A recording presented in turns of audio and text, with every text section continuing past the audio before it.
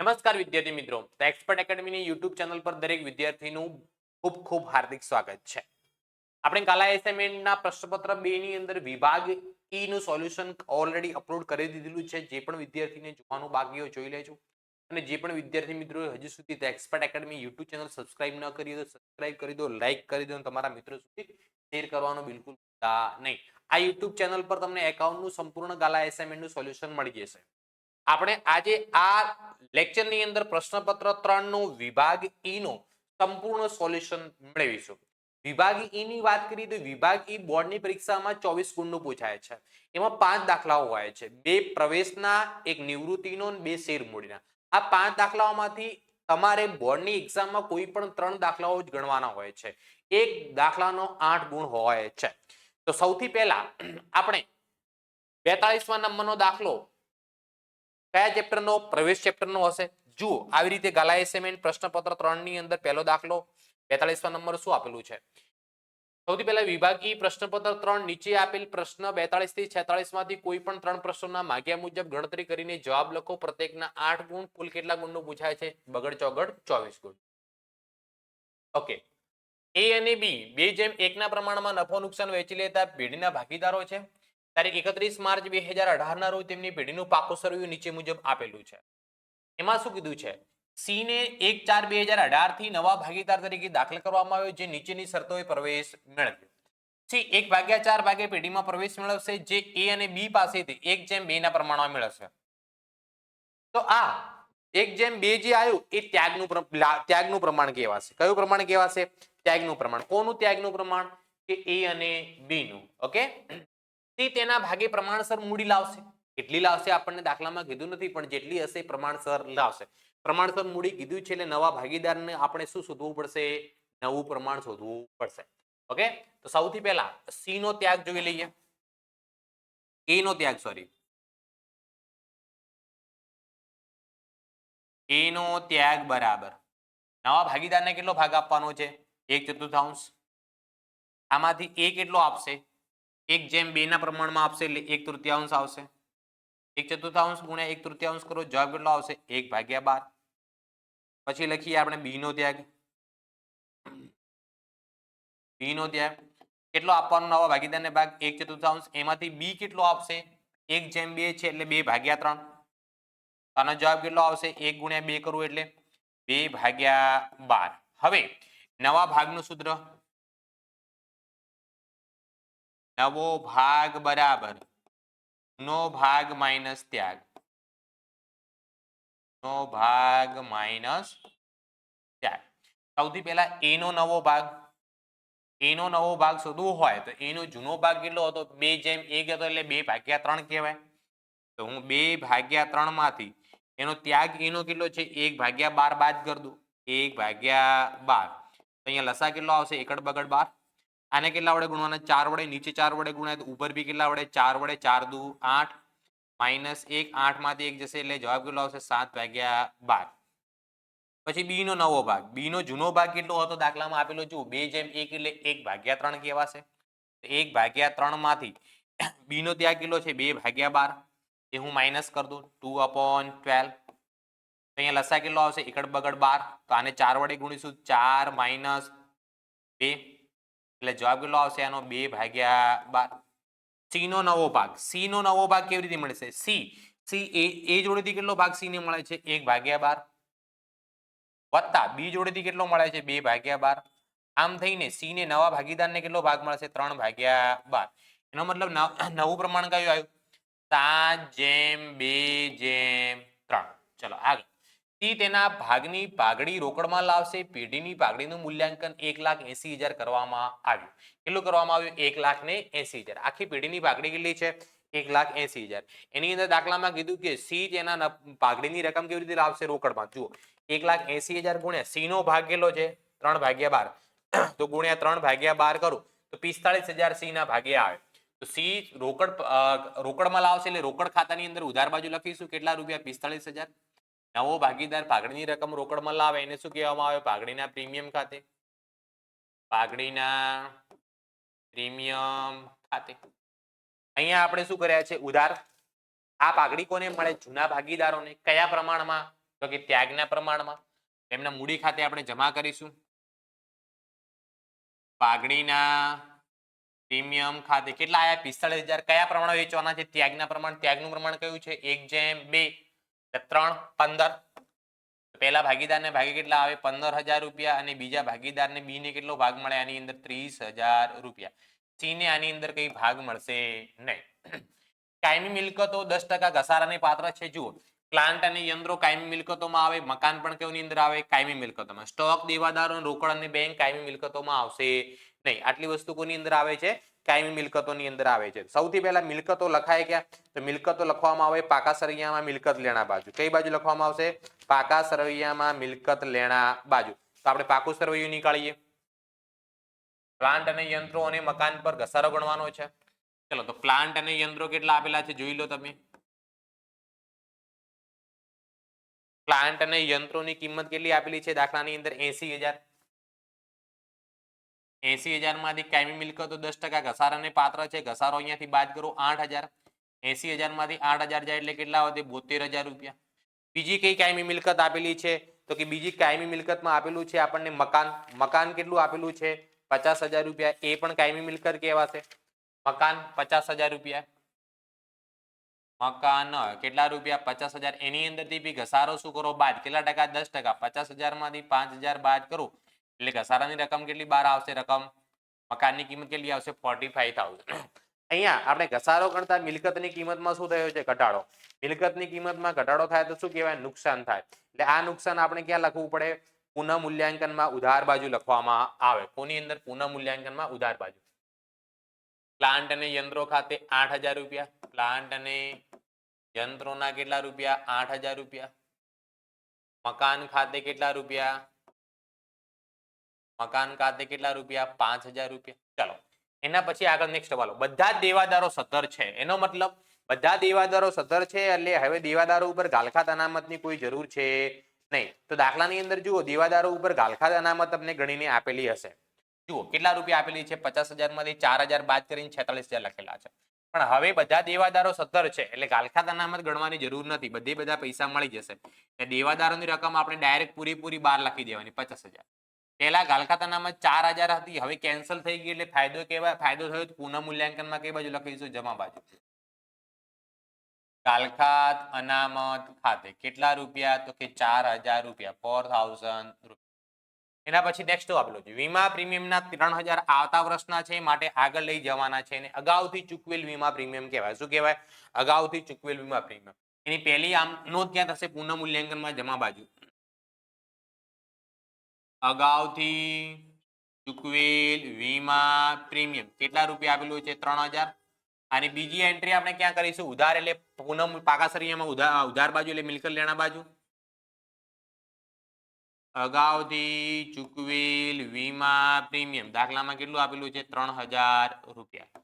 ચલો, દરેક હવાલાની નોંધ થઈ ગઈ છે. જરૂરી ખાતાને પાકું સરવૈયું તૈયાર કરો. હવે આપણે શું કરીએ કે હવે જે પાકા સરવૈયાની એન્ટ્રી બાકી છે એ લખી દઈએ. પ્લાન્ટ ને યંત્રો લખાઈ ગયા, દેવાદારો લખાઈ ગયા. સ્ટોક કેટલો આપેલો છે? 17,000 રૂપિયા. સ્ટોક પાકા સરવૈયામાં મિલકત લેણા બાજુ લખવામાં આવશે. સ્ટોક કેટલા રૂપિયા? 17,000. 17,000 રૂપીસ.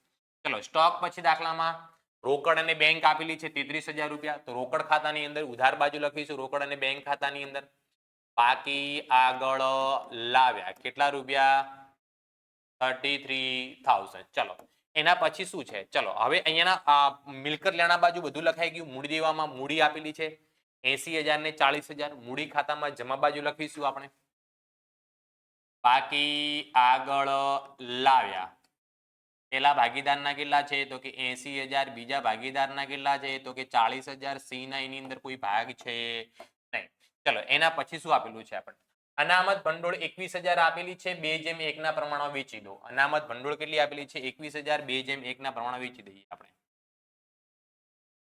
અનામત ભંડોળ જૂના પ્રમાણમાં વેચાય એટલે 21,000 ભાગ્યા 3 એટલે 14,000. પહેલાના ભાગે કેટલા આવશે? 14,000. બીજાના ભાગે કેટલા આવશે? 7,000. 2:1 ના પ્રમાણમાં વેચી દીધી. લેણદારો વેચાય નહીં, મૂડી દેવામાં લખાશે. દેવી હુંડી પણ ક્યાં લખાશે? પાકા સરિયાની અંદર મૂડી દેવા બાજુ. તો આપણે લેણદારો પાકા સરિયામાં મૂડી દેવા બાજુ લખી દઉં. લેણદારોની કિંમત કેટલી આપેલી છે? 75,000. 75,000 રૂપિયા. અને દેવી હુંડી કેટલી આપેલી છે? 10,000 રૂપિયા. દેવી હુંડીની રકમ કેટલી લખવામાં આવશે? 10,000 લખવામાં આવશે. કમ્પ્લીટ ખબર પડી ગઈ. દરેક હવાલાની નોંધ થઈ ગઈ. પાકા સરવૈયામાં જે એન્ટ્રી આપેલી હતી એની પણ આપણે નોંધ કરી દીધી છે. હવે આપણે શું કરવાનો છે? સરવાળો કરવાનો છે. સૌથી પહેલા પુનઃ મૂલ્યાંકન ઉધાર બાજુનો સરવાળો વધારે થાય છે. 8 ને 5 કેટલા થાય છે? 13,000. 13,000. આ બાજુ पे કેટલા લખું? 13,000. 13,000 માંથી જમા બાજુની બે એન્ટ્રીઓ છે 7,000. 4 ને 3 7. 13,000 માંથી 7,000 જાય એટલે કેટલા વધે? 6,000. ઉધાર બાજુનો સરવાળો વધારે હોવાથી એને શું કહેવામાં આવે? વહેંચણી પાત્ર ખોટ કહેવામાં આવે. આ કોને કોને મળે? જૂના ભાગીદારોને એ અને બી ને. કયા પ્રમાણમાં? જૂના પ્રમાણમાં એટલે 2:1 ના પ્રમાણમાં. 2:1 ના પ્રમાણમાં વેચ્યું એટલે પહેલા ભાગીદારના ભાગે 4,000 આવશે, બીજા ભાગીદારના ભાગે 2,000 રૂપિયા આવશે. અહીંયા શું છે? જમા છે. તો મૂડી ખાતામાં કઈ બાજુ લખાશે? ઉધાર બાજુ લખવામાં આવશે વહેંચણી પાત્ર ખોટ. પહેલાની કેટલી? 4,000. બીજાની કેટલી? 2,000 રૂપિયા. ત્રીજાને આને કઈ મળે નહીં. હવે આપણે શું કરીશું? મૂડી ખાતાનો સરવાળો કરીશું. મૂડી ખાતાની અંદર સરવાળાની વાત કરું તો એનો સરવાળો કરું તો કેટલો થાય? 1,09,000 રૂપિયા. 1,09,000. આ બાજુ કેટલા લખવામાં આવે? 1,09,000. 1,09,000 માંથી 4,000 બાદ કરો એટલે આની મૂડી કેટલી વધે? એની 1,05,000 રૂપિયા. બાકી આગળ લઈ ગયા. બાકી આગળ લઈ ગયા. ચાલો એવી રીતે બી નો સરવાળો કેટલો થશે? 40 ને 30 70 70 ને 7 77,000 રૂપિયા. 77,000. 77,000 માંથી આ બાજુની 2,000 માઇનસ કરો એટલે કેટલા વધે? તો કે 75,000 રૂપિયા. હવે એક હવાલો આપણે પેન્ડિંગ રાખેલો હતો કે સી તેના ભાગે પ્રમાણસર મૂડી લાવશે. તો જુઓ એ અને બી ના મૂડીનો પ્રમાણનો સરવાળો કરો 7 અને 2 કેટલા થાય? 9 થાય. તો જુઓ અહીંયા બંનેની એ અને બી નો એ બી અને સી નો નવું પ્રમાણ કયું છે? 7:2:3. ઓકે. હવે એ અને બી ની મૂડીનો સરવાળો કરું. એ ની કેટલી? 1,05,000. બી ની કેટલી? 75,000. 1,05,000 ને 75,000 કેટલી થાય? 1,80,000 થાય. બંનેની ભેગી થઈ જૂના ભાગીદારોની બંનેની ભેગી થઈને મૂડી કેટલી થાય? 1,80,000. એમનો બંનેનો ભેગો ભાગ 7 ને 2 કેટલા? 9. તો 9 કેટલા? 1,80,000. તો 3 કેટલા? તો લખું સી ની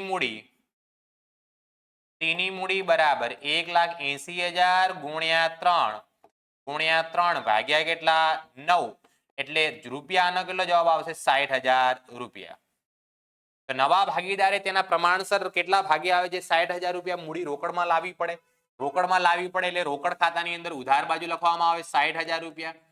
સી ના મૂડી ખાતે લખીશું અહીંયા આપણે સી ના મૂડી ખાતે. અહીંયા ઉધાર છે. સી માં જમા થશે. સી માં શું થશે? જમા. રોકડ ખાતે કેટલા રૂપિયા લાવી રહ્યો છે? 60,000 રૂપિયા. હવે સી નો સરવાળો કરો તો જમા બાજુનો સરવાળો 60,000.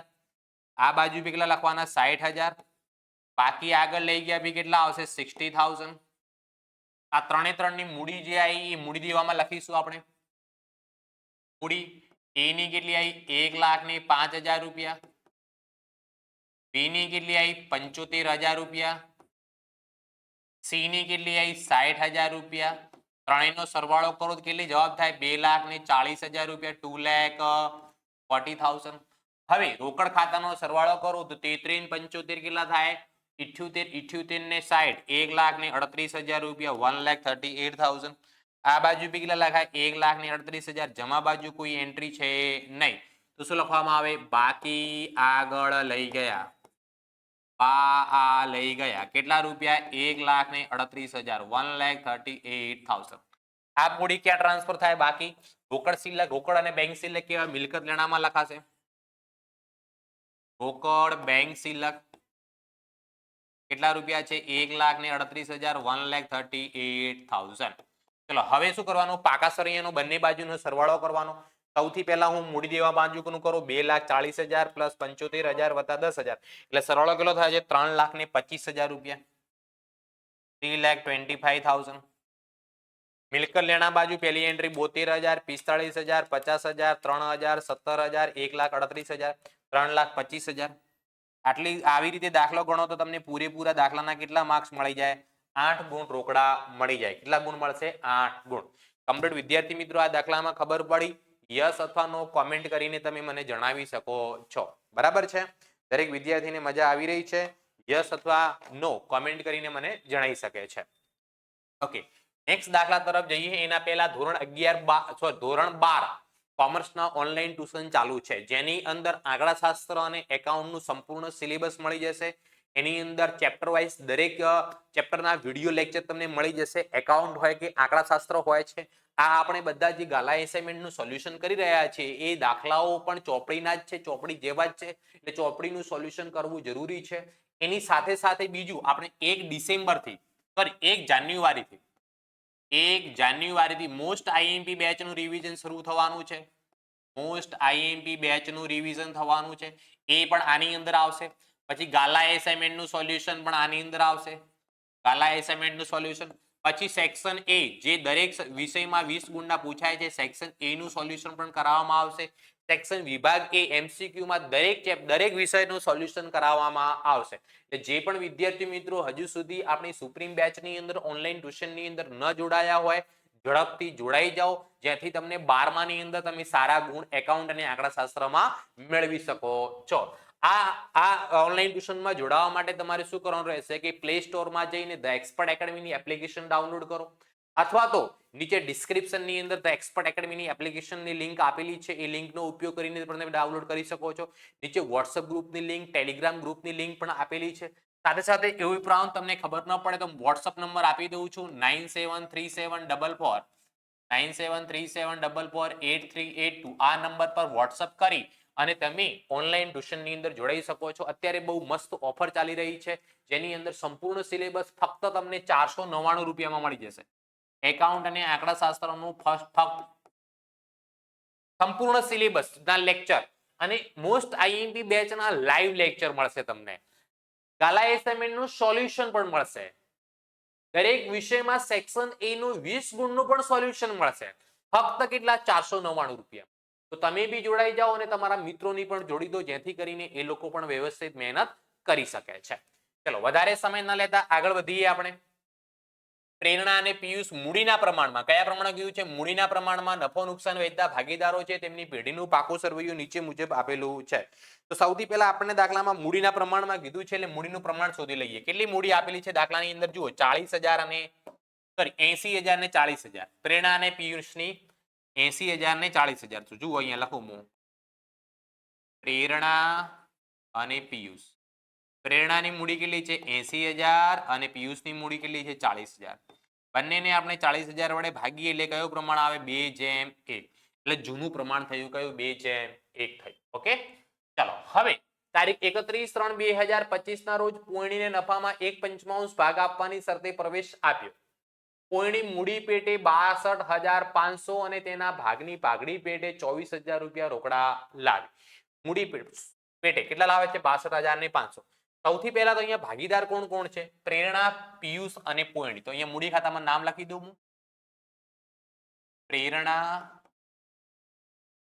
પિયુષ અને પોયણી.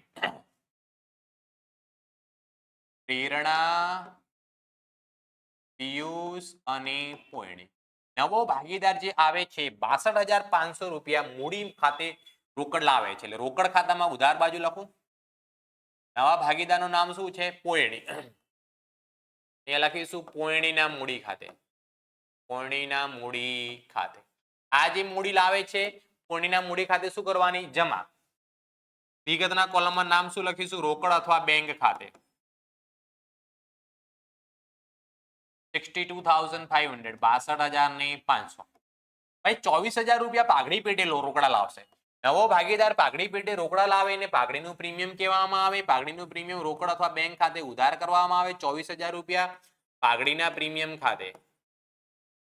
પાઘડીના પ્રીમિયમ ખાતે.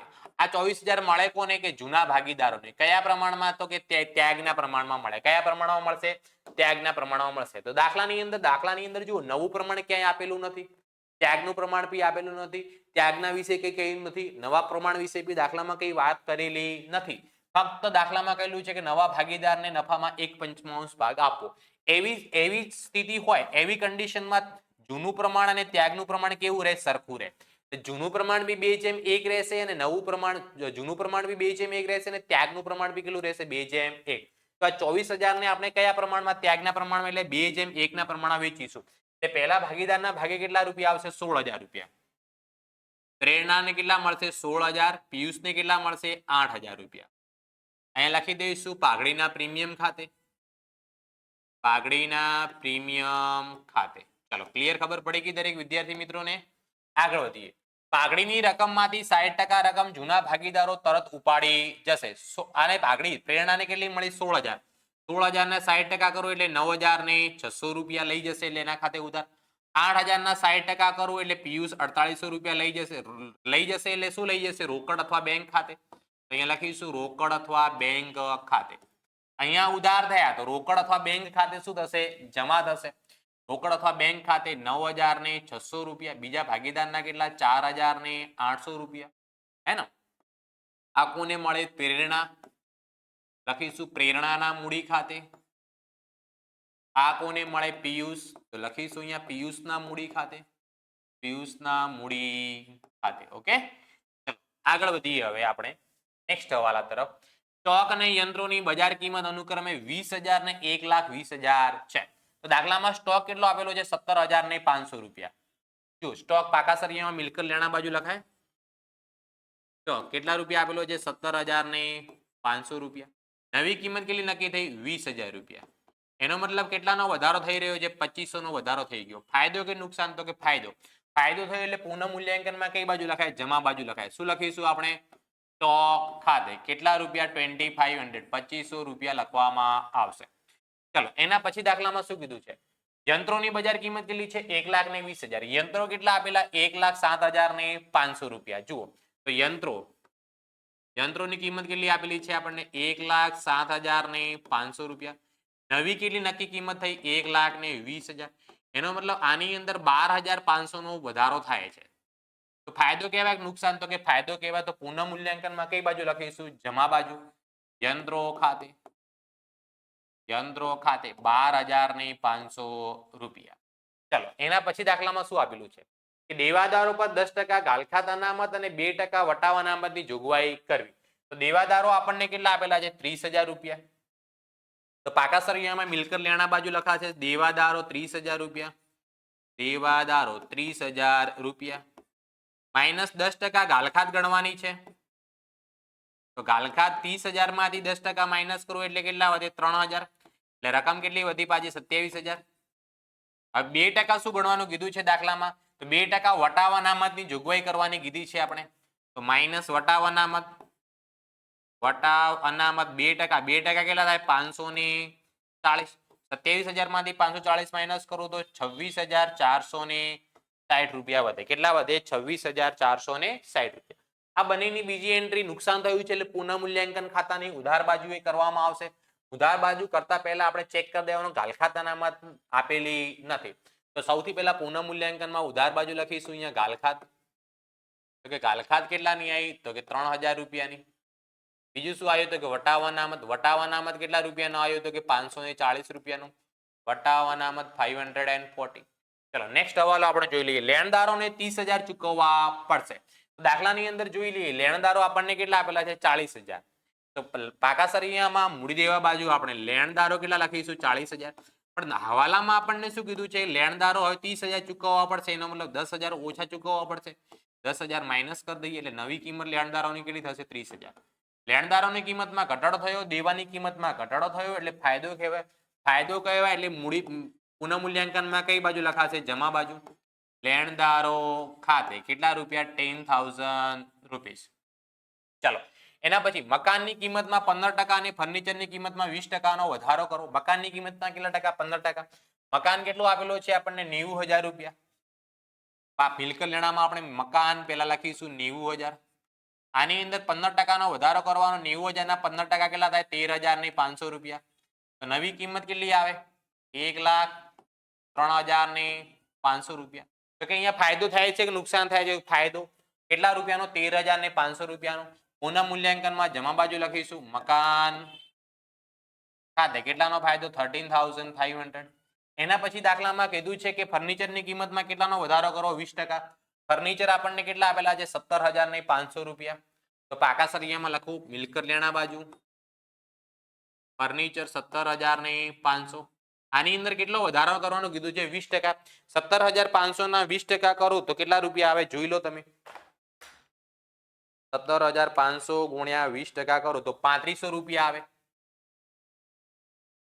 નવી કિંમત એની કેટલી થઈ જાય? 21,000 રૂપીસ, 21,000 રૂપિયા. 17,500 ના 20% કરો એટલે કેટલા આવે? 21,000. ફાયદો થયો કે નુકસાન? તો કે ફાયદો. કેટલા રૂપિયાનો? 3500 રૂપિયાનો. કોના ખાતે લખીશું આપણે? કોની અંદર ફાયદો થાય છે?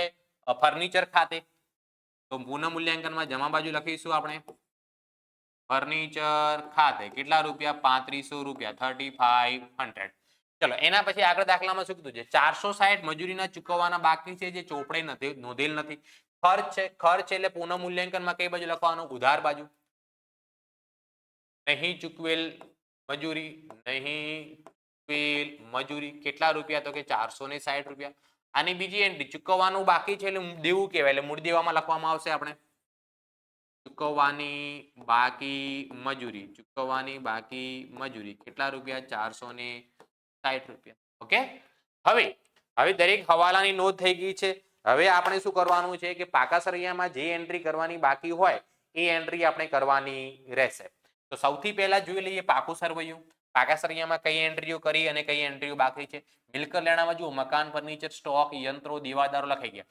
રોકડ અને બેંક 8,250. તો રોકડ અને બેંક ખાતાની ઉધાર બાજુ લખીશું આપણે બાકી આગળ લાવ્યા કેટલા રૂપિયા? 8,250 રૂપિયા. એના પછી દાખલામાં શું આપેલું છે? મળવાની બાકી આવક 750 રૂપિયા. મિલકત લેણામાં જ લખાશે મળવાની બાકી આવક કેટલા રૂપિયા? તો કે 750 રૂપિયા. મિલકત લેણામાં જ લખાશે, એક જ એન્ટ્રી થશે. હવે મૂડી દેવા બાજુ. મૂડી દેવા બાજુ સૌથી પહેલા મૂડી લખી દઈએ. પ્રેરણા ને પિયુષની 80,000 ને 40,000. જમા બાજુ લખીશું તો બાકી આગળ લાવ્યા આના કેટલા? 80,000. આના કેટલા? 40,000. કોઈના કઈ છે નહીં. ચલો એના પછી શું છે? અનામત ભંડોળ. અનામત ભંડોળ ભાગીદારો વચ્ચે શું થશે? વેચાઈ જશે. કયું પ્રમાણ છે? 2:1 ના પ્રમાણમાં. મૂળ દેવા બાજુ આપેલું છે એટલે જમા બાજુ લખાશે અનામત ભંડોળ 30,000 જે આપેલું છે એને 2:1 ના પ્રમાણમાં વેચું તો પહેલા ભાગીદારના ભાગે 20,000 આવશે અને બીજા ભાગીદારના ભાગે કેટલા આવશે? 10,000 રૂપિયા આવશે. ચલો એના પછી લેણદારો લખાઈ ગયા છે. ચૂકવવાના બાકી ખર્ચા 1,500 મૂડી દેવામાં લખી દઈએ. ચૂકવવાના બાકી ખર્ચા પાકા સરવૈયામાં મૂડી દેવા બાજુ ચૂકવવાના બાકી ખર્ચા 1,500 1,500 રૂપિયા લખવામાં આવશે. ઓકે. ચલો હવે આપણે દરેક એન્ટ્રી થઈ ગઈ છે. હવે ફક્ત શું કરવાનું છે? ટોટલ કરવાનો છે. સૌથી પહેલા પુનઃ મૂલ્યાંકન ખાતાનો સરવાળો. તો પુનઃ મૂલ્યાંકન ખાતાની સરવાળાની જમા બાજુનો સરવાળો કરો તો કેટલો થાય છે? કરી લઈએ. ક્યાં ગયું કેલ્ક્યુલેટર આપણો? ચલો પહેલી એન્ટ્રી કેટલી છે? 2,500 પ્લસ 12,500 પ્લસ 10,000 પ્લસ 13,500 પ્લસ 3500. આનો સરવાળો થાય છે 42,000 રૂપીસ, 42,000 રૂપિયા. આ બાજુ બી કેટલા લખવામાં આવશે? 42,000. 42,000 માંથી ઉધાર બાજુની ત્રણે એન્ટ્રીઓ બાદ કરી દો. 3,540 અને 460 કેટલા વધે? 38,000 રૂપિયા, 38,000. આ જમા બાજુનો સરવાળો વધારે હોવાથી એને શું કહેવામાં આવશે? વેચણી પાત્ર નફો. કોને મળે? જૂના ભાગીદારોને. કયા પ્રમાણમાં? જૂના પ્રમાણમાં એટલે 2:1 ના પ્રમાણમાં. કોણ ભાગીદારો હતા? પ્રેરણા અને પિયુષ. 2:1 ના પ્રમાણમાં વેચી દો. તો ભાગ્યા કેટલા કરું? 3. પહેલાના ભાગે કેટલા આવશે? 38,000 ને 1 મિનિટ જોઈ લઈએ આપણે કયા પ્રમાણમાં વેચવાનું છે. 38,000 ને 2:1 ના પ્રમાણમાં પ્રેરણા અને પિયુષ 80,000. ઓકે. એક અહીંયા થોડી મિસપ્રિન્ટ છે. દાખલાની અંદર જ રકમની અંદર જ મિસપ્રિન્ટ છે. તો આપણે થોડું ચેન્જીસ કરવું પડશે. અહીંયા જે આ મૂડી લખેલી છે મૂડીમાં રકમ ખોટી લખેલી છે, મિસપ્રિન્ટ થઈ ગયેલી છે. આપણે ચેન્જ કરી દઈએ. ચાલો દાખલાની અંદર રકમની અંદર જુઓ તો મૂડી આની 50,000 છે અને આની કેટલી છે? 1,50,000. હે ને? તો પ્રમાણ બી ચેન્જ થઈ જશે. અહીંયા પ્રમાણ બી શું થઈ જશે? ચેન્જ. ત્યાગનું પ્રમાણ બી ચેન્જ થઈ જશે. પહેલા ભાગીદારની કેટલી છે? 50,000 રૂપિયા. બીજા ભાગીદારની કેટલી છે 1,50,000 રૂપિયા. એટલે કયા પ્રમાણ વેચાશે અહીંયા 1/3 જૂનું પ્રમાણ આવશે. ત્યાગનું પ્રમાણ બી કયું આવશે 1/3 ના પ્રમાણમાં. સૌથી પહેલા અનામત ભંડોળ જે આપણે 20,000 ને 10,000 વેચી છે એ પણ ખોટી રકમ કહેવાય. પછી મૂડી પણ અહીંયા ખોટી લખી છે. એના પછી પાઘડીના પ્રીમિયમ ખાતે બી ત્યાગનું પ્રમાણ બી ખોટું છે. એના પછી શું રોંગ છે? ઓકે, બીજી બધી એન્ટ્રીઓ શું છે સાચી છે. તો અનામત ભંડોળ આપણને દાખલામાં કેટલી આપી રહી છે કે 30,000. તો 30,000 ને તમે વેચો કયા પ્રમાણમાં? તો કે કયું પ્રમાણ આવ્યું છે આપણું જોઈ લો 1/3. 1/3 ના પ્રમાણ વેચવું એટલે પહેલા ભાગીદારને કેટલા મળે 7500 રૂપિયા. પહેલા ભાગીદારને 7,500, બીજાને કેટલા મળે 22,500. પછી પાઘડી કેટલી લાવી હતી નવા ભાગીદારે 24,000 રૂપિયા. આ 24,000 ને પણ વેચવા પડશે. કયા પ્રમાણમાં વેચવા પડશે? 1/3 ના પ્રમાણમાં. 24,000 ને 1/3 ના પ્રમાણમાં વેચો તો પહેલા ભાગીદારને કેટલા મળે 6,000 રૂપિયા. બીજા ભાગીદારને કેટલા મળશે 18,000 રૂપિયા. હવે દાખલામાં 60% રકમ એ લોકો ઉપાડી ગયા હતા. તો એ અહીંયા 60% રકમ પણ આપણે ખોટી લખાઈ ગઈ રકમ હે ને. 6,000 ના 60% કરો એટલે કેટલા રૂપિયા 3600 રૂપિયા. 18,000 ના 60% કરો એટલે કેટલા 10,800 રૂપિયા. 3600 અને 10,800 રોકડ ખાતામાં જમા થશે. 3600 રકમ અને આની કેટલી 10,800. ચલો હવે કોઈ કઈ ભૂલ ખરી? હા, હવે દરેક એન્ટ્રી લખાઈ ગઈ. મૂડી પણ લખી દઈએ. પ્રેરણાની કેટલી છે 50,000 રૂપિયા અને પિયુષની કેટલી છે 1,50,000. બાય મિસ્ટેક આપણે રકમની અંદર જૂના આગળના દાખલાની જે મૂડી હતી એ લખાઈ ગઈ હતી. ચલો હવે ટોટલ 38,000 છે નફો. એ કયા પ્રમાણ વેચવાનો છે? 2/1 ના પ્રમાણમાં નહીં, પરંતુ 1/3 ના પ્રમાણમાં. કયા પ્રમાણ વેચીશું આપણે? 1/3 ના પ્રમાણ વેચીએ. 1/3 ના પ્રમાણ વેચ્યું તો પહેલા ભાગીદારના ભાગે 9,500 રૂપિયા આવશે. બીજાના ભાગે 29,000 ને 28,500 આવશે. 28,500. અહીંયા ઉધાર છે. મૂડી ખાતે શું કરવામાં આવશે? જમા કરવામાં આવશે. પુનઃ મૂલ્યાંકન ખાતેથી લાવ્યા. પહેલા ભાગીદારને 9,500 અને બીજા ભાગીદારને 28,500. હવે મૂડી ખાતાનો શું કરવાનો રહેશે? સરવાળો. તો પોણીનો સરવાળો કેટલો થાય? 62,500. એક જ એન્ટ્રી છે. એક જ એન્ટ્રી 62,500 લખવામાં આવશે. અહીંયા બાકી આગળ લઈ ગયા. બાકી આગળ લઈ ગયા કેટલા રૂપિયા? 62,500 રૂપિયા. એ રીતે સરવાળો કોનો કરવામાં આવશે? પ્રેરણાનો. પ્રેરણાનો સરવાળો કરો તો કેટલા રૂપિયા આવે છે? 73,000 રૂપિયા. 73,000. આ બાજુ બી કેટલા લખવાના? 73,000. 73,000 માંથી 3600 શું કરી દેવાના? બાદ. એટલે 69,400 રૂપિયા. 69,400 વધે હે ને. હવે બીજાનો સરવાળો કરો. પિયુષ નો કેટલો થાય? 2,19,000 રૂપિયા. 2,19,000. 2,19,000. 2,19,000 માંથી 10,800 બાદ કરવામાં આવે તો કેટલા વધે? 2,08,200 રૂપિયા. આ ત્રણે ત્રણ ની મૂડી ક્યાં લખાય? મૂડી દેવામાં. મૂડી પ્રેરણા, પિયુષ અને પોયણી. ચલો પ્રેરણાની કેટલી આવી છે? 69,400. પિયુષની કેટલી આવી? 2,08,200. અને નવા ભાગીદારની કેટલી છે? 62,500. આ ત્રણે ત્રણ નો સરવાળો કરીને 12 લખી એટલે કેટલી રકમ થાય? 3,40,100 રૂપિયા. હવે આપણે સરવાળો કરીએ રોકડ અને બેંક ખાતાનો. તો આનો સરવાળો કેટલો થાય છે? 94,750. 94,750. આ બાજુ બી 94,750 માંથી બે એન્ટ્રી શું કરી દઈએ? બાદ કરી દઈએ. એમાંથી બે એન્ટ્રી બાદ કરો તો કેટલી રકમ વધે? 80,350 રૂપિયા. શું લખવામાં આવે? બાકી આગળ લઈ ગયા. બા આ લઈ આ રોકડ અને બેંક સિલક વધી 80,350. રોકડની સાથે બેંક સિલક કેટલા રૂપિયા? તો કે 80,350 રૂપિયા. Now total of the both side પાકા સરવૈયાનો બંને બાજુનો સરવાળો કરવાનો. તો અહીંયા સરવાળો કરો તો 3,72,060 રૂપિયા. મિલકત લેણા બાજુ બી કેટલો થશે? 3,72,060 રૂપિયા. પાકા સરવૈયામાં બંને બાજુનો ટોટલ સરખો થાય એનો મતલબ આપણો જવાબ શું કહેવાશે? સાચો કહેવાશે. દરેક વિદ્યાર્થીઓને કમ્પ્લીટ ખબર પડી? કોમેન્ટ કરો. કોમેન્ટ કરવાનું બિલકુલ ભૂલતા નહીં. ઓકે, ચલો હવે આપણે નેક્સ્ટ દાખલા તરફ જઈએ છીએ. નેક્સ્ટ દાખલો કયો હશે? નિવૃત્તિનો હશે. નેક્સ્ટ દાખલો એટલે 44મા નંબરનો દાખલો.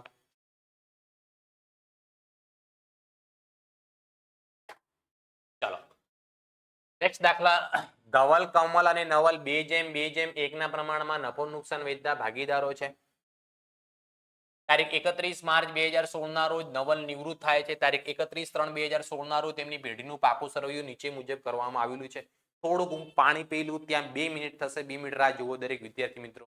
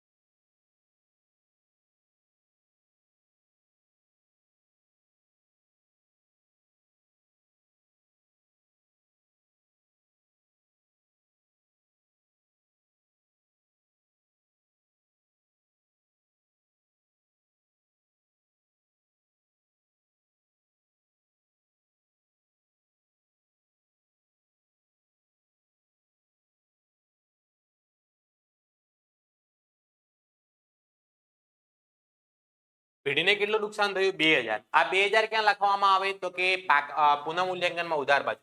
એ લખતા પહેલા આપણે જો રોકાણ વધઘટ ભંડોળ ભેગું કરીને રાખેલું હતું 2500 રૂપિયા, તો 2500 માંથી 2000 રૂપિયા નુકસાન માંડી વાળવાનું. એટલે મતલબ રોકાણ વધઘટના 2500 માંથી 500 2000 વાળી દો એટલે રોકાણ વધઘટ અનામત કેટલું ગણાય? 500 રૂપિયા.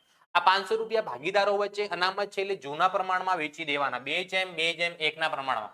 મૂડી ખાતાની જમા બાજુ રોકાણ વધઘટ ભંડોળ 2:2:1 ના પ્રમાણમાં વેચ્યું એટલે 200 અને કેટલા લખવામાં આવે? 100 લખવામાં આવશે. એના પછી લેણદારો પૈકી 5000 નું દેવું ચૂકવવું નહીં પડે. તો દાખલાની અંદર લેણદારો કેટલા આપેલા છે? આપણને 15000 નહીં 500 રૂપિયા. તો પાકા સરિયામાં મિલકત લેણા બાજુ જુઓ તો લેણદારો 15000 નહીં 500. આમાંથી આપણે 5000 નહીં ચૂકવવા પડે અને 5000 નો ફાયદો થાય તો નવી રકમ કેટલી આવશે? 10000 નહીં 500. ફાયદો થયો એટલે પુનઃમૂલ્યાંકનમાં કઈ બાજુ લખવાનું? જમા બાજુ.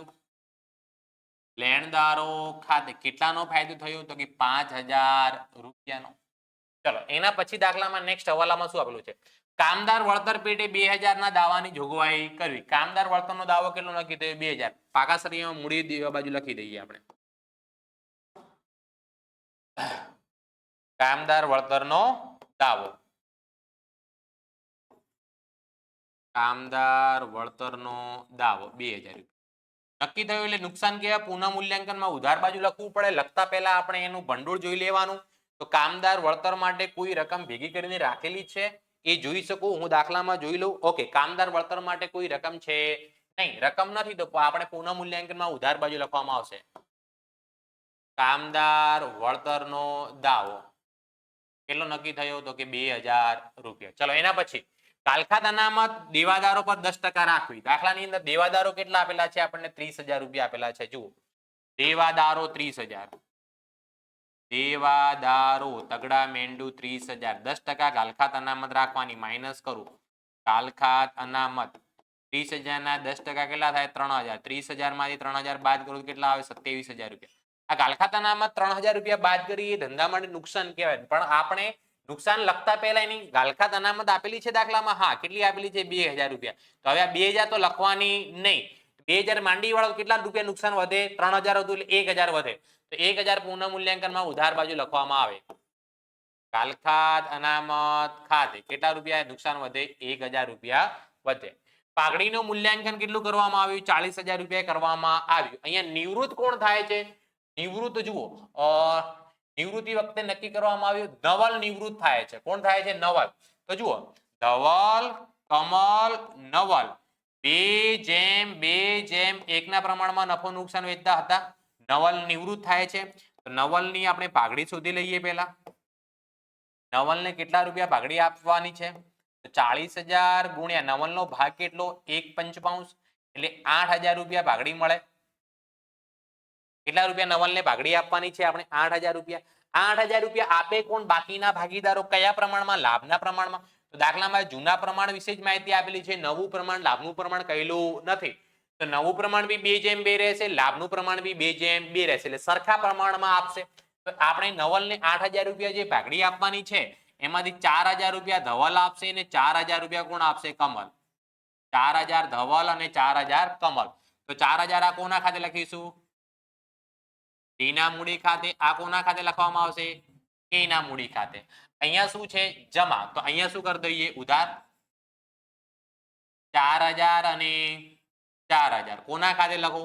એનના મૂડી ખાતે, નવલના મૂડી ખાતે લખવામાં આવશે. ચલો એના પછી ઉપરની માહિતી પરથી જરૂરી ખાતા તૈયાર કરો અને પાકું સરવૈયું કરો. એટલે દરેક હવાલાની નોંધ થઈ ગઈ છે. હવે પાકા સરવૈયામાં જે એન્ટ્રીઓ બાકી હશે એ એન્ટ્રીની આપણે નોંધ કરીશું. સૌથી પહેલા શું આપેલું છે? આપણે મિલકત લેણા બાજુ જોઈએ તો પાઘડી. પાઘડી કેટલી આપેલી છે? 10,000. પાઘડી ભાગીદારો વચ્ચે વેચાઈ જશે 2:2:1 ના પ્રમાણમાં. મિલકત લેણા બાજુ આપેલી છે એટલે ઉધાર બાજુ લખીશું આપણે. મૂડી ખાતાની ઉધાર બાજુ 10,000 ને 2:2:1 ના પ્રમાણે વેચવું એટલે 4,000. બીજાને પણ 4,000 મળે અને ત્રીજાને કેટલા મળે? 2,000 રૂપિયા. ચલો એના પછી યંત્રો, રોકાણો, દેવાદારો, સ્ટોક બધું લખાઈ ગયું. રોકડ અને બેંક ખાતાની બાકી કેટલી આપેલી? 5,000. રોકડ ખાતાની અંદર ઉધાર બાજુ લખી દઈએ. અહીંયા બાકી આગળ લાવ્યા કેટલા રૂપિયા? 5,000 રૂપિયા. ચલો એના પછી હવે મિલકત લેણા બાજુ બધું લખાઈ ગયું. મૂડી દેવા બાજુ મૂડી ખાતા આપેલા છે. મૂડી ખાતા લખી દઈએ. 30,000, 20,000 ને 10,000 રૂપિયા. મૂડી ખાતાની જમા બાજુ લખું. અહીંયા બાકી આગળ લાવ્યા 30,000, 20,000 અને 10,000 રૂપિયા. ચલો એના પછી દાખલામાં શું આપેલું છે? સામાન્ય અનામત. સામાન્ય અનામત દાખલામાં કેટલી આપેલી છે? 5,000. કયા પ્રમાણમાં વેચી દેવાની? ભાગીદારોને જૂના પ્રમાણમાં વેચી દેવાની. મૂડી દેવા બાજુ આપેલું છે એટલે જમા બાજુ લખાશે. સામાન્ય અનામત 2:2:1 ના પ્રમાણમાં વેચવાની. 5,000 રૂપિયા આપેલી છે એટલે પહેલા ભાગીદારના ભાગે 2,000 આવે, બીજા ભાગીદારના ભાગે 2,000 આવે, ત્રીજા ભાગીદારના ભાગે કેટલી આવે? 1,000 રૂપિયા આવશે. એના પછી રોકાણ વધઘટ અનામત ભંડોળનો થઈ ગયું, ગાલખાત અનામત થઈ ગયું, લેણદારી દરેક ટોટલ હવાલા થઈ ગયા. હવે આપણે શું કરવાનું રહ્યું? બાકી સરવાળો. સરવાળાની વાત કરું તો અહીંયા જમા બાજુનો સરવાળો 5 ને 5 કેટલા થાય છે? 10,000. આ 10,000 માંથી ઉધાર બાજુની કેટલી એન્ટ્રી છે? 5 ને 2 7 ને 8 એટલે કેટલા વધે? 2,000 રૂપિયા. આ 2,000 શું કહેવાય? વહેંચણી પાત્ર નફો. જૂના ભાગીદારોને મળે. જૂના ભાગીદાર કોણ કોણ હતા? તો કે ધવલ, કમલ અને નવલ. કયા પ્રમાણે વેચવાના? 2:2:1 ના પ્રમાણે. 2 ને 2 4, 4 ને 5, 5 ભાગ્યા કરું 400, 400 દુ પહેલાના ભાગે 800, બીજાના ભાગે 800 અને ત્રીજાના ભાગે 400. નફો છે એટલે એનું મૂડી ખાતે શું થશે? જમા. પુનઃ મૂલ્યાંકન ખાતે. પુનઃ મૂલ્યાંકન ખાતે કેટલા? 800, 800 અને 400. દરેક વિદ્યાર્થી મિત્રો અહીંયા ખાસ ધ્યાન રાખવાનું, આ દાખલો નિવૃત્તિનો છે. સૌથી પહેલા સરવાળો કરવાનો નિવૃત્ત થતા ભાગીદારનો. નિવૃત્ત કોણ થઈ રહ્યો છે અહીંયા? નવલ નિવૃત્ત થઈ રહ્યો છે. તો નવલનો આપણે સરવાળો કરીએ તો પહેલી એન્ટ્રી કેટલી છે નવલની? 10,000, 1,000, 100, 4,000, 4,000 અને 400. એનો મતલબ કેટલા વધે? 19,500 રૂપિયા. આ બાજુ બી કેટલા લખો? 19,500. 19,500 માંથી બે એન્ટ્રી 2,000 ને 8,000 ની માઇનસ કરવાની, એટલે 10,000 માઇનસ કરવાના, એટલે કેટલા વધે? 9,500. આ ભાગીદાર નિવૃત્ત થાય છે એટલે મૂડી તો લખાય નહીં. અને દાખલામાં કહેલું નથી આ ભાગીદારની રકમ રોકડમાં ચૂકવી દેવી. એનો મતલબ એને લોન ખાતે લખવામાં આવશે. લોન ખાતે લખવામાં આવશે. આ લોન પેઢીનું દેવું કહેવાય. પેઢીનું દેવું કહેવાય એટલે પાકા સરૈયામાં મૂડી દેવા બાજુ નવલની લોન કેટલા રૂપિયા લખવામાં આવશે? 9,500. 9,500. હવે આપણે શું કરવાનું છે? ધવલ અને કમલની મૂડી શોધવાની છે. કોની કોની? ધવલ અને કમલની. સૌથી પહેલા ધવલની મૂડીનો સરવાળો કરવો તો 30,000, 32,000, 32 ને 33,000 સરવાળો થશે 33,000. 33,000 માંથી હું 4 ને 4 8,000 બાદ કરું એટલે એની મૂડી કેટલી વધે? 25,000 રૂપિયા વધે. બાકી આગળ લઈ ગયા. બાકી આગળ લઈ ગયા. કમલનો સરવાળો કરો 20 ને 2 22, 22 ને 23,000 રૂપિયા. 23,000 માંથી 4 ને 4 બે એન્ટ્રી બાદ કરું 8,000 એટલે કેટલા વધે? 15,000 રૂપિયા. આ બંનેની મૂડી ક્યાં લખાય? પાકા સરૈયામાં મૂડી દેવા બાજુ મૂડી ધવલ અને કમલની. ધવલના કેટલા આયા? 25,000 રૂપિયા. કમલના કેટલા આયા? 15,000 રૂપિયા. 25 ને 15 કેટલા થાય? તો કે 40,000 રૂપિયા. રોકડ ખાતામાં કોઈ એન્ટ્રી છે નહીં. રોકડ ખાતાનો ટોટલ કરીને આપણે લખી દઈએ. મિલકત લેણામાં કેટલા રૂપિયા છે? 5,000. 5,000 રૂપિયા શું લખવામાં આવશે? તો કે બાકી આગળ લઈ ગયા. મિલકત લેણામાં લખાશે રોકડ બેંક શિલ્લક. રોકડ બેંક શિલ્લક બંને થઈને કેટલી છે શિલ્લક? 5,000 રૂપિયા.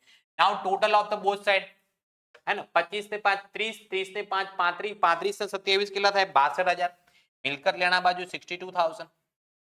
આ બાજુ આપણે 40 ને 20 60, 60 ને 2 62,000. બંને બાજુનો સરવાળો સરખો થાય એનો મતલબ દાખલો આપણો શું કહેવાય? સાચો કહેવાય. ઈઝી છે, કઈ હાર્ડ છે જ નથી, હે ને? ચલો હવે આપણે આગળ વધીએ.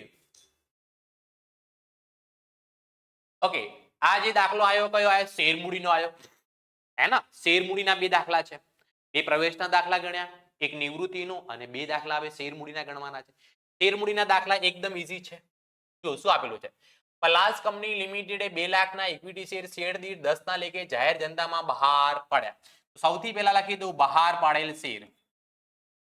બહાર પાડેલ શેર કેટલા છે? 2 લાખ. ઓકે, એના પછી અહીંયા શું લખવામાં આવે? મળેલ અરજીઓ લખવામાં આવે. કોઈ પણ દાખલો ગણો એટલે શું લખી દેવાની? મળેલ અરજીઓ લખી દેવાની. આગળ વધીએ. અરજી વખતે શેર દીઠ 3.5 રૂપિયા. જો કેવી રીતે પૈસા મંગાયા, કેટલા હપ્તામાં? અરજી વખતે 3.5 3.5 રૂપિયા, હે ને? મંજૂરી વખતે શેર દીઠ 4. મંજૂરી વખતે કેટલા રૂપિયા? 4. પ્રથમ અને આખરી હપ્તા વખતે શેર દીઠ 2.5 રૂપિયા મંગાવવામાં આવ્યા. પ્રથમ અને આખરી હપ્તો જોડે જોડે મંગાયો. પ્રથમ અને આખરી હપ્તો જોડે જોડે મંગાયો. એ કેટલો મંગાયો? 2.5 રૂપિયા. 3 હપ્તા મંગાયા એટલે આની 6, 3 ની દરેકની 2 2 એટલે 6 આમનું થશે. આગળ દાખલાની અંદર આપણને શું કહેલું છે જોઈ લઈએ.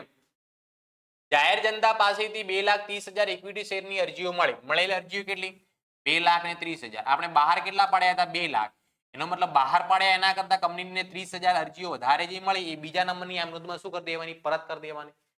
જેમાંથી 30,000 ઇક્વિટી શેર પરની અરજીઓ નામંજૂર કરી તેમના પરથી રકમ અરજદારોને પરત કરી. હિત, એક હિત નામનો શેર હોલ્ડર છે. હિત જેની જોડે 2500 શેરની અરજીઓ કરી હતી. કૌંસમાં લખી દો એના કેટલા શેર છે? 2500. એને અરજી સમયે શેર દીઠ 10 લેખે પૂરેપૂરી રકમ મોકલી આપી હતી. એનો મતલબ જુઓ, આણે અરજી વખતે પૂરેપૂરા પૈસા ભરી દીધા. 10 એ 10 રૂપિયા અરજી વખતે એને ભરી દીધા. હવે મંજૂરીને પ્રથમ હપ્તામાં પૈસા ભરશે નહીં. મંજૂરી અને પ્રથમ હપ્તામાં એ પૈસા ભરશે નહીં, એટલે અગાઉથી એને ભરી દીધા છે. ઓકે, ચલો એના પછી કંપનીએ બધા જ તેના શેર મંજૂર રાખ્યા હતા. જ્યારે પ્રીત, બીજો શેર હોલ્ડર કોણ છે? પ્રીત, કે જેના 1500 શેર મંજૂર કરવામાં આવ્યા હતા. કેટલા શેર મંજૂર કરવામાં આવ્યા હતા? 1500 શેર મંજૂર કરવામાં આવ્યા હતા. તેણે શેર મંજૂરી વખતે પ્રથમ અને આખરી હપ્તાની રકમ કંપનીને મોકલી આપી હતી. આ સિવાય મંજૂરી સમયની તથા હપ્તા વખતે લેણી થતી રકમો સમયસર મળી ગઈ હતી. એનો મતલબ જુઓ, સમજીએ. હવે જુઓ, હિત જે છે, હિતના જે 2500 જે શેર છે, હિત જે છે એને અરજી વખતે પૈસા ભરી દીધા. આ બંને પૈસા એડવાન્સમાં ભર્યા. કયા કયા? મંજૂરી અને આખરી હપ્તાના. એનો મતલબ એને અરજી વખતે કેટલા વધારે ભર્યા?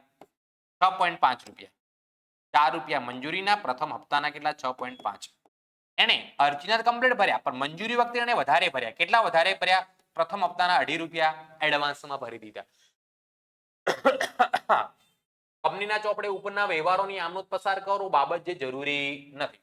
ચલો, પહેલા નંબરની આમનોંધ કોની થશે? અરજીની. અરજીની આમનોંધ શું થાય? બેંક ખાતે ઉધાર, તે ઇક્વિટી શેર અરજી ખાતે, તે ઇક્વિટી શેર અરજી ખાતે. ચલો, અરજીઓ કેટલી બહાર પાડેલી છે? તો બહાર અરજીઓ કેટલી મળી છે? 2,30,000. અરજી વખતે કેટલા મંગાયેલા છે? 3.5 રૂપિયા. એટલે જુઓ, 2,30,000 ગુણ્યા 3.5 કરવાના. તો જુઓ અહીંયા 2,30,000 ગુણ્યા 3.5. એનો મતલબ આ કેટલા રૂપિયા મળે? એને 8,05,000 રૂપિયા મળે. સાથે સાથે અહીંયા જુઓ, ધ્યાન રાખવાનું છે, અરજી વખતે હિતે આટલા રૂપિયા વધારે ભર્યા છે. 2500 ગુણ્યા 6.5 એ પણ પૈસા મળશે. કેટલા મળશે? 16,250 રૂપિયા. 16,250. એનો મતલબ કુલ અરજી વખતે કેટલા રૂપિયા મળ્યા? 8,21,250 રૂપિયા. કેટલા રૂપિયા? 8,21,250. અહીંયા લખીશું આપણે 8,21,250 ઉધાર, 8,21,250 જમા. બીજા નંબરની આમનોંધ, જે જમા થયું એ ઉધાર કરી દો. ઇક્વિટી શેર અરજી ખાતે ઉધાર કેટલા રૂપિયા? 8,21,250 રૂપિયા. તે ઇક્વિટી શેર મૂડી ખાતે, ઇક્વિટી શેર કોના ખાતે? મૂડી ખાતે. ચલો, મૂડીમાં કેટલી રકમ લેવાની છે? મૂડીમાં 2 લાખ લેખે. મૂડીમાં કેટલી? 2 લાખ શેરના. કેટલા રૂપિયા? 3.5 રૂપિયા એક શેરના. 2 લાખ ગુણ્યા 3.5 કરો એટલે કેટલા રૂપિયા આવે? 7 લાખ રૂપિયા. 30,000 શેરના પૈસા પરત કરવાના હતા, જે વધારાની અરજીઓ મળી તે.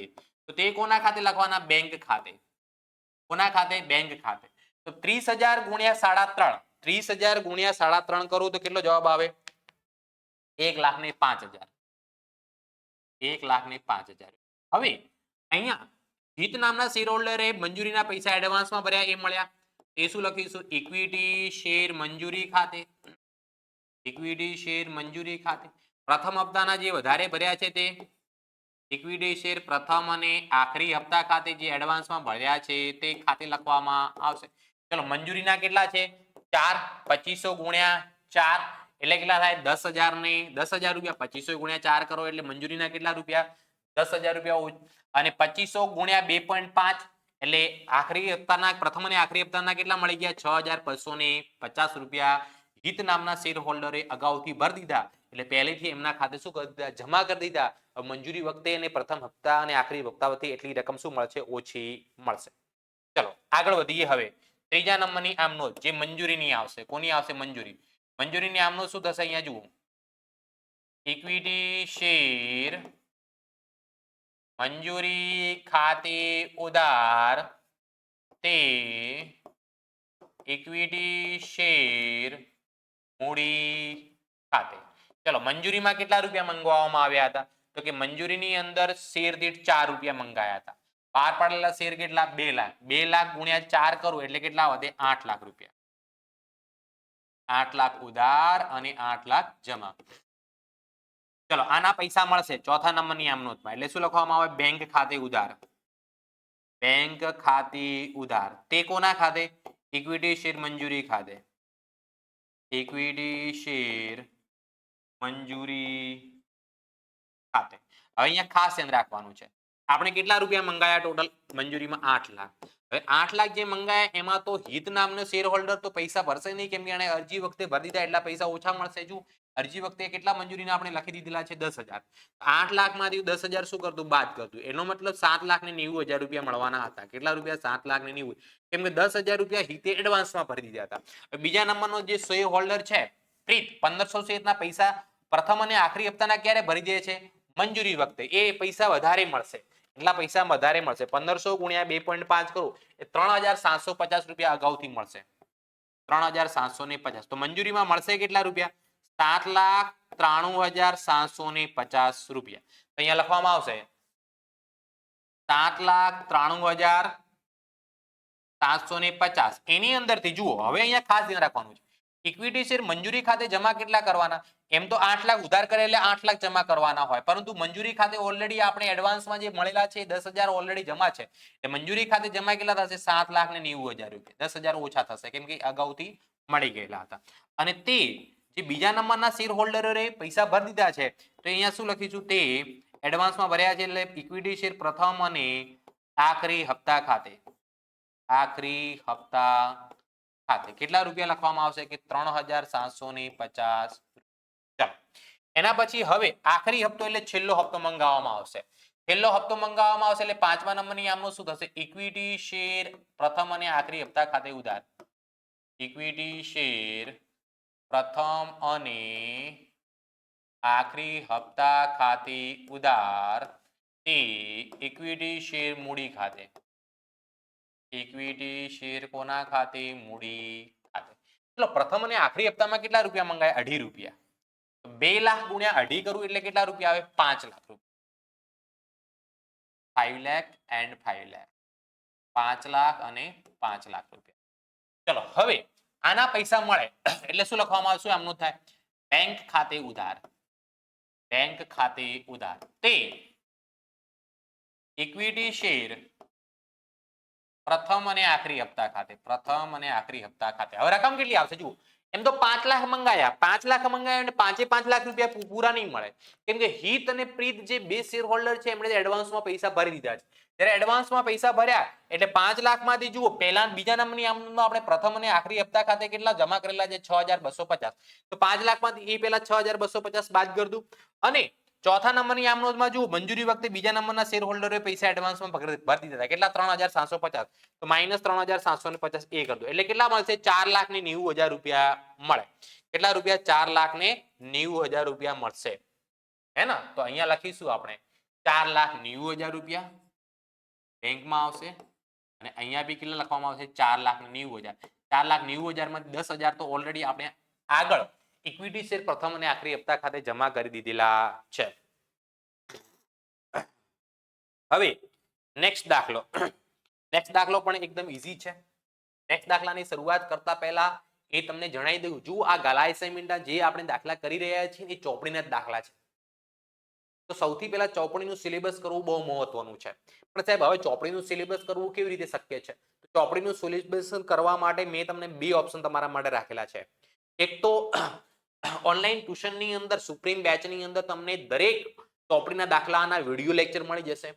સાથે સાથે હું તમને વાત કરું 1 જાન્યુઆરીથી 1 જાન્યુઆરી 2025 થી મોસ્ટ આઈએમપી બેચનું રિવિઝન ચાલુ થવા જઈ રહ્યું છે. મોસ્ટ આઈએમપી બેચનું રિવિઝન ચાલુ થવા જઈ રહ્યું છે, જેની અંદર એકાઉન્ટ અને આંકડાશાસ્ત્રના ચોપડીના સ્વાધ્યાય અને ઉદાહરણના મોસ્ટ આઈએમપી દાખલાઓ જે બોર્ડની પરીક્ષામાં પૂછાય તેવા છે એનું જ ફક્ત સોલ્યુશન કરાવવાનું છે.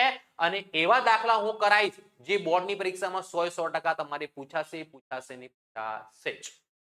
આની સાથે સાથે હું વાત કરું મોસ્ટ આઈએમપી દાખલા સાથે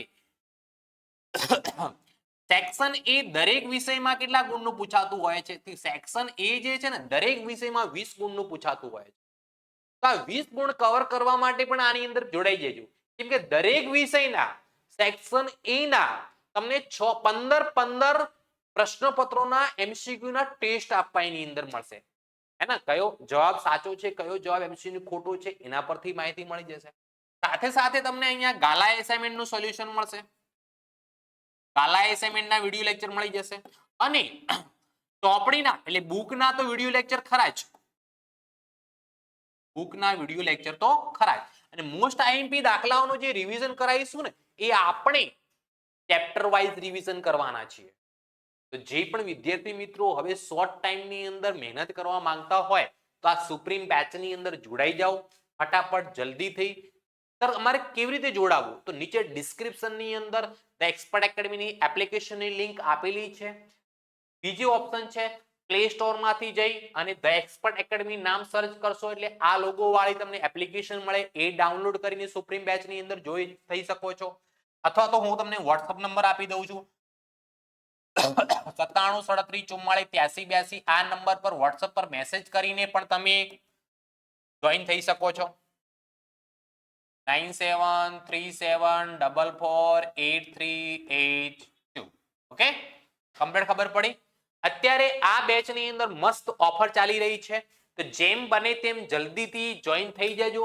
સમય બહુ ઓછો છે, ઓછા સમયમાં વધારે મહેનત કરવાની છે.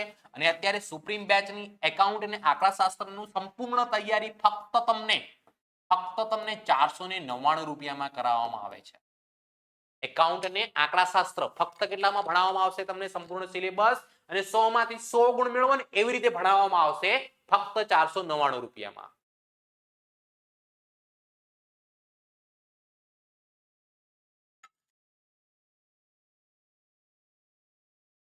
ચલો હવે આપણે આગળ વધીએ.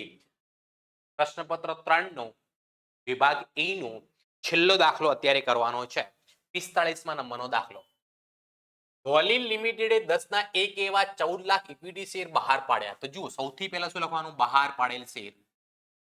બહાર પાડેલ શેર કેટલા? તો કે 14 લાખ, 14 લાખ શેર. ઓકે, જેના પર નીચે મુજબની રકમ ચૂકવવાની હતી. બહાર પાડેલ શેર ની નીચે શું લખવાનું? મળેલ અરજીઓ. મળેલ અરજીઓ. ચલો અરજી વખતે કેટલા મંગાયા? 3 રૂપિયા. અરજી વખતે 3 રૂપિયા. મંજૂરી વખતે 4 રૂપિયા. પ્રથમ અને આખરી હપ્તા વખતે બી કેટલા મંગાયા? તો કે 3 રૂપિયા. ટોટલ 10 રૂપિયા થઈ ગયા. કંપની જાહેર જનતા પાસેથી 14,70,000 શેર માટે અરજીઓ મળી હતી. કેટલી મળી? તો કે 14,70,000. વધારાની અરજીઓ કેટલી કહેવાય? 70,000. વધારાની અરજીઓ નામંજૂર કરી તેના પર અરજી વખતે મળેલ નાણાં પરત કરવામાં આવ્યા હતા. હેતા સોરી શું નામ છે શેર હોલ્ડરનું? હેતા. કે જેના 2000 શેર મંજૂર કરવામાં આવ્યા હતા. કેટલા? 2000 શેર. તેને મંજૂરી અને આખરી હપ્તાની રકમ ચૂકવી નથી. અરજીના પૈસા ભરી દીધા, મંજૂરી અને આખરી હપ્તાના રકમ ચૂકવી ન હતી. કંપનીએ શેર હપ્તા બાકી હતા તે શેર શું કર્યા? જપ્ત કર્યા. અને આ જપ્ત થયેલા બધા શેર દીઠ ₹7 લેખે ફરીથી ભરપાઈ થયેલ ગણીને ફરીથી બહાર પાડ્યા.